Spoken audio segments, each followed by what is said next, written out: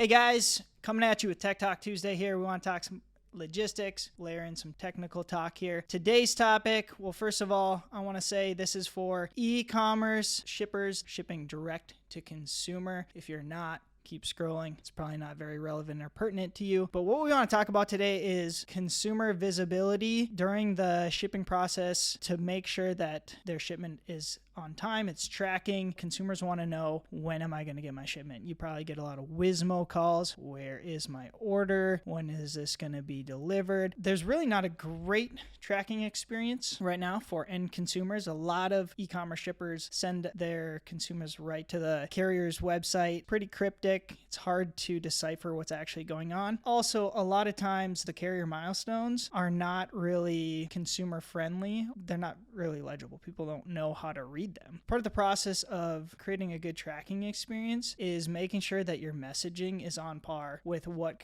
customers or consumers are expecting to see. Another big thing we want to layer in here is there should be an opportunity for you to incorporate analytics into your tracking page. There's a number of analytics that you can set up and track. One would be, did the consumer that you sent the link to even look at the page? How many times did they look at the page? How long did they spend on the page? For instance, let's say you have somebody that came back to the tracking page 10 times. You should probably set up a notification to your team saying, hey, we have a high visibility customer here. They're probably anxious. They're probably going to ask a lot of questions. They might need a little bit more maintenance than a typical consumer, which is fine if you have the standard procedures in place to handle that. It should alert you to say, hey, this person looked at this 10 times, probably wondering where their order is. You can be proactive now and you can get in front of them and say, hey, we noticed that you're anxious or you're looking for your order. We just wanted to assure you it's still on its way. Here's where it's at. That's one particular use case for analytics. Another one that we could get into, since we work with dozens and dozens of e-commerce shippers, the shipping policy is becoming more important. As you guys know, claims happen. Carriers, sometimes they damage stuff. Just how it is. These are big items. They're moving. They need heavy machinery. They're going on and off trucks. So damages happen. And one thing that is very important is the education of making sure they're not just signing a POD saying that everything looks good. You should have some form of education on your tracking page. That could be a video, infographic of how to receive a shipment. What's important is if your shipping policies state, here are the reasons that we accept returns,